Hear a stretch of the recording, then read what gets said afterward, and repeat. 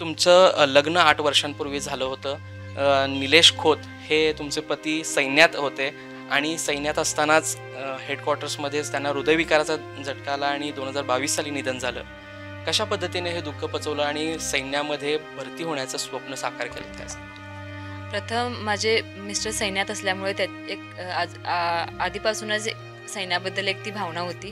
देशाबद्दल ती देशभक्तीची भावना आधीपासूनच होती. मात्र ते दुःख पचवणं इतकं सोपं नव्हतं, कारण दुसऱ्यांनी शहीद झालेलं फक्त ऐकणं आणि स्वतःवर ते ओढवल्यावर त्या दुःखातून बाहेर पडणं खूप कठीण होतं. मात्र परिवाराची साथ मिळाली, त्यामुळं मी त्यातून बाहेर पडू शकले. आणि तेही तसेच एक चांगले व्यक्ती होते की त्यांनी मला लग्नानंतरसुद्धा 8 वर्ष झाले तरीसुद्धा लग्नानंतर त्यांनी मला शिक्षण पूर्ण करण्यात मदत केली. त्यामुळं त्यांच्या डेथनंतर मला त्यांना काहीतरी प्राऊड फील व्हावं असं काहीतरी करण्याची जिद्द नक्कीच होती. प्रत्येक पावलावरती त्यांची आठवण कशा पद्धतीने येत होती आणि त्यांचा मनाला पाठिंबा कशा पद्धतीने मिळत होता, काय सांग? प्रथमतः म्हणजे ते असे व्यक्तीच होते की त्यांना विसरणं शक्यच नाही. आणि 5 वर्ष मी त्यांच्यासोबतच घालवलेले, त्यामुळं ते खूप सपोर्टिव्ह होते. त्यामुळं त्यांचा सुरुवातीपासूनच ते एक मला इन्स्पिरेशन ठरलं. आणि जेव्हा अभ्यास करताना सुद्धा कधी कधी डिमोटिवेट व्हायचे, मी त्यांना फक्त आठवायचे आणि पुन्हा ती ऊर्जा मला मिळत होती. इवन ट्रेनिंग पिरियडसुद्धा खूप कठीण होता, असं वाटायचं की होणारच नाही कंप्लीट. तेव्हासुद्धा मी रोज त्यांच्यासोबतच असं डायरी लिहून किंवा त्यांच्याशी संवाद साधायचे आणि त्यांच्याकडून शक्ती घेतल्यासारखं मला मिळालं. देशपातळीवर आपले देशसेवा बजावण्यासाठी कोल्हापुरातील तरुण असतील, कोल्हापुरातील तरुणी असतील, ह्या अग्रगण्य असलेल्या बघायला मिळतात. अशीच एक घटना कोल्हापुरात सध्या घडली आहे. कोल्हापुरातील एका तरुणीने आपल्या देशपातळीवरील नाव आहे ते उंचावलं आहे. सैन्यामध्ये जे काही पद आहे, लेफ्टनंट पद, त्यामध्ये त्यांची नियुक्ती झालेली आहे. कोल्हापुरातील हातकणंगले तालुक्यातील तारदाळ या ठिकाणच्या या तरुणीने यशाला गवसणी घातली आहे. अगदी जिद्दीने चिकाटीने प्रयत्न करून आपलं पोस्टिंग आहे ते मिळवलेलं आहे. सध्या चेन्नई या ठिकाणी 11 महिन्यांचं ट्रेनिंग पूर्ण करून त्या कोल्हापुरातील आपल्या गावी परतलेल्या आहेत आणि त्यांच्याशीच आपण या व्हिडिओच्या माध्यमातून बातचीत करणार आहोत. कशा पद्धतीने त्यांनी यशाला गवसणी घातली आहे, कशा पद्धतीनं आत्तापर्यंतचं त्यांचं ट्रेनिंग राहिलं होतं, हेच सगळं जाणून घेऊयात. चला तर आपण त्यांच्या कुटुंबियांशी बातचीत देखील करूयात. नमस्ते. खरं तर खूप खूप अभिनंदन. यशाला अशा पद्धतीने गवसणी घालणं सोपं नसतं. मात्र तुमच्या प्रयत्नांना यश मिळालेलं आहे आणि आता लेफ्टनंट पदी तुमची नियुक्ती झालेली आहे. काय वाटते, पहिली प्रतिक्रिया, आनंद कसा व्यक्त करा? First thank you. आमच्या पूर्ण परिवारासाठी हा सगळ्यात सुखद क्षण आहे, कारण माझ्या हजबंडच्या डेथनंतर आम्ही खूप दुःखात होतो. त्यानंतर हाच एक सुखाचा क्षण आम्ही अनुभवला आहे. त्यामुळं खरंच आम्ही खूप चांगला अनुभव करत आहोत. खरं तर तुमचं लग्न 8 वर्षांपूर्वी झालं होतं. निलेश खोत हे तुमचे पती सैन्यात होते आणि सैन्यात असतानाच हेडक्वार्टर्समध्येच त्यांना हृदयविकाराचा झटका आला आणि 2022 साली निधन झालं. कशा पद्धतीने हे दुःख पचवलं आणि सैन्यामध्ये भरती होण्याचं स्वप्न साकार केलं त्याचं? प्रथम माझे मिस्टर सैन्यात असल्यामुळे त्यात आधीपासूनच सैन्याबद्दल एक ती भावना होती. देशाबद्दल ती देशभक्तीची भावना आधीपासूनच होती. मात्र ते दुःख पचवणं इतकं सोपं नव्हतं, कारण दुसऱ्यांनी शहीद झालेलं फक्त ऐकणं आणि स्वतःवर ते ओढवल्यावर त्या दुःखातून बाहेर पडणं खूप कठीण होतं. मात्र परिवाराची साथ मिळाली, त्यामुळं मी त्यातून बाहेर पडू शकले. आणि तेही तसेच एक चांगले व्यक्ती होते की त्यांनी मला लग्नानंतरसुद्धा 8 वर्ष झाले तरीसुद्धा लग्नानंतर त्यांनी मला शिक्षण पूर्ण करण्यात मदत केली. त्यामुळं त्यांच्या डेथनंतर मला त्यांना काहीतरी प्राऊड फील व्हावं असं काहीतरी करण्याची जिद्द नक्कीच होती. आणि जर मला सैन्यात भेटण्याची संधी जेव्हा मिळणार आहे हे कळाल्यानंतर मी त्यासाठीच प्रयत्न केला प्रथम. काय सांगाल, आपली सुनबाई अशा पद्धतीने देशपातळीवर आपल्या कुटुंबाचं असेल, गावाचं असेल, महाराष्ट्र राज्याचं नाव अशा पद्धतीने रोशन करते, काय वाटतंय, कशी भावना व्यक्त कराल? मला खूप अभिमान वाटतोय, पण एका बाजूला मुलगा गमावल्याचं दुःख वाटतंय, पण त्याची जागा तिनं भरून काढली. आणि एक एवढी गोष्ट सोपी नाही आहे, पण तिनं ते करून दाखवलंय. जिद्द, अखंड परिश्रम केलं तिनं. आणि ह्या दुःखातून सावरणं कठीण होतं, पण छोटंसं बाळ होतं तरी पण ती खडतर ट्रेनिंग केलं तिनं पूर्ण. आणि आपलं कठीण मेहनत केली आणि आमच्या परिवाराला अभिमान वाटावा असंच गोष्ट केल्या तिनं. या एवढ्या तरुण वयात हे दुःख पचवणं सोपं नव्हतं, पण ते सगळ्या मुलींना एक आदर्श तिनं घालून ठेवला. मला खूप अभिमान वाटतो या. जरी मुलगा गमावल्याचं दुःख झालं तरी माझ्या सुनेनं काहीतरी करून दाखवलं, याचा मला खूप अभिमान वाटतो या. नक्कीच अभिमानास्पद अशी गोष्ट कुटुंबासाठी घडलेली आहे. भाऊ देखील आहेत निलेश खोत यांचे. ज्या वेळेला निलेश खोत शहीद झाले होते त्यावेळेला सर्व कुटुंबावर दुःखाचा डोंगर कोसळला होता. मात्र त्यातून कशा पद्धतीने सावरला होतात आणि एकत्रितपणे प्रियांका यांना सैन्यात भरती होण्यासाठी खंबीर पाठिंबा कशा पद्धतीने दिला होता? ॲक्च्युली खरं सांगायचं म्हणजे 2 महिन्यापूर्वीच त्या निलेशचं डेथ व्हायच्या आधी 2 महिन्यापूर्वी त्यांच्या वडिलांचं पण निधन झालं होतं आणि निलेशचं असं झाल्यामुळं एक मोठा आघात आमच्या कुटुंबावर होता.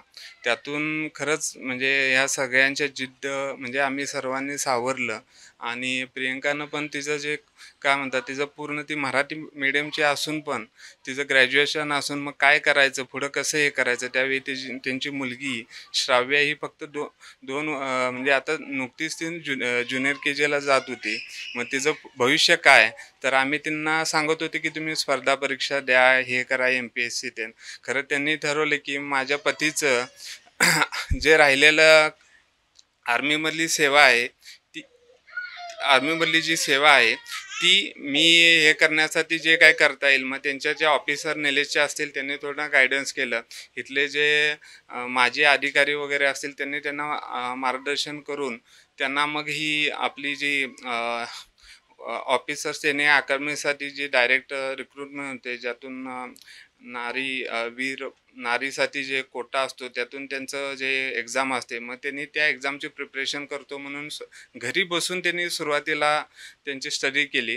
त्यांचं कम्युनिकेशनसाठी पहिला त्यांनी ऑनलाईन ज्या ट्युटोरियल्स किंवा ट्रेनिंग वगैरे असेल त्या गोष्टी करून त्यांनी त्याचं स्वतःचं कम्युनिकेशन पहिला सुधारलं आणि त्यानंतर मग त्यांनी दिल्लीसाठी पण एक महिनाभराचं ट्रेनिंग होतं ज्यामध्ये त्या ह्याच्या SSBसाठी जे सिलेक्शनच्या ज्या डिफरंट हे असतात 5 टाईपच्या त्यांच्या काही ते एक्झाम असतात त्यासाठी कसं प्रिपेअर करायचं त्यांचा पण त्यांना फायदा झाला आणि त्यांनी स्वतःच्या कर्तृत्वावर जिद्दीवर घरी बसून आणि बाकीच्यांच्या मार्गदर्शनाखाली जे आर्मीतले माझे अधिकारी वगैरे हे यश जे संपादन केलं हे खूप मोठं म्हणजे अभिमानासारखी बाब आहे. आमच्यासाठी पण असेल त्यांच्या पूर्ण आई वडिलांसाठी असेल आमच्या घरासाठी तर ह्यांच्यामुळं आमचं नाव झालं निलेशमुळे झालंच प्रियंकामुळे झालं आणि ही एक अभिमानाची जाग आहे की ज्यामुळे आपला कोल्हापूर जिल्हा असेल महाराष्ट्र राज्य असेल किंवा देशात हे नाव झालं त्याबद्दल आम्हाला यांचा अभिमानच आहे. नक्कीच खरं तर अभिमानाचीच गोष्ट आहे कारण कोल्हापुरातील या एका छोट्याशा गावातून जाऊन देशपातळीवर अशा पद्धतीने पोस्टिंग मिळवणं या पदाला गवसणी घालणं सोपी गोष्ट नाही आहे. मात्र कशा पद्धतीने सुरुवात झाली होती आणि काय त्याची प्रक्रिया होती काय? सुरुवातीला SSB हे मी नावसुद्धा माझ्या हस्बंडच्या डेथनंतर ऐकले. अशी ऑफिसरांची सेपरेट अशी रिक्रुटमेंट होते हेही सुद्धा मला माहीत नव्हतं. मात्र डेथनंतर मी वेगवेगळ्या ऑफिसरांशी त्यांच्या कलिगशी संपर्क साधला की मला पुन्हा सैन्यात भरती होण्याचे कोणकोणते मार्ग आहेत. तेव्हा मला वीर नारी स्पेशल एंट्रीबद्दल कळालं. त्यानंतर मग मी त्यासाठी काय काय लागणार आहे त्या परीक्षेसंबंधित काय काय लागणार आहे त्या गोष्टींचा शोध घेतला. त्यामध्ये मी वेगवेगळ्या वीर नारी ज्या ह्यामध्ये आधी असं ऑफिसर झालेत त्यांच्याशी संपर्क साधला. मग तेव्हा मला एमास कोचिंग म्हणून दिल्लीचं एक कोचिंग आहे तिथं मला कर्नल MP मोहिंदर पाल सिंग म्हणून त्यांचा नंबर गावला. त्यांनी मला सुरुवातीपासून जे जे SSBमध्ये लागणार आहे त्याची पूर्ण समज मला दिली आणि इवन मला फक्त त्या SSB संदर्भातच नाही तर माझ्या पर्सनलसुद्धा मी कुठले कुठले एरियाज आहे जिथं मी डेव्हलप करू शकते माझी कम्युनिकेशन स्किल असो किंवा माझी इन्व्हेस्टमेंट प्लॅन जिथं मीन्स SSB अशी एक्झाम आहे ज्यामध्ये आपली पर्सनॅलिटी चेक होते. त्यामुळं मला त्याने पहिला एक प्रॉपर व्यक्तिमत्व कसं बनायचं ह्याबद्दल मार्गदर्शन केलं आणि त्यासोबतच मेजर रविकुमार म्हणून आहेत त्यांनीसुद्धा मला त्या संबंधित एक एक स्टेप बाय स्टेप इन्फॉर्मेशन दिली आणि ओव्हरऑल मी स्टडी पिरियड इतना स्ट्रिक्ट आणि शेड्यूल्ड होतं की असं कुठलीच एक्झाम नसेल की जी मी क्रॅक करू शकणार नाही असा मला कॉन्फिडन्स आला त्यानंतर. आणि मी पूर्ण परिवाराची सुद्धा साथ मिळाली. मी जास्तीत जास्त तास मला अभ्यास करण्यास वगैरे मिळाले. त्यामुळं फेब्रुवारीमध्ये मी ते कोचिंग घेतलेलं आणि मेमध्ये माझ्या फर्स्ट अटेम्प्टमध्येच मी ते क्लिअर करू शकले. आणि ती एंट्री अशी आहे की पूर्ण भारतभरात फक्त AIR-1च सिलेक्ट होतं. म्हणजे ऑल इंडिया रँक 1 असलं तरच मला ते एंटर करू शकत होतं.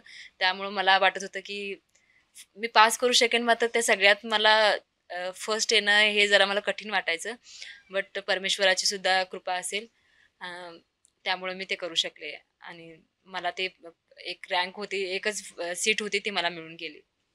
नक्कीच तुम्ही कोल्हापुरात आलात, गावकऱ्यांनी मोठी मिरवणूक काढून सत्कार केलात.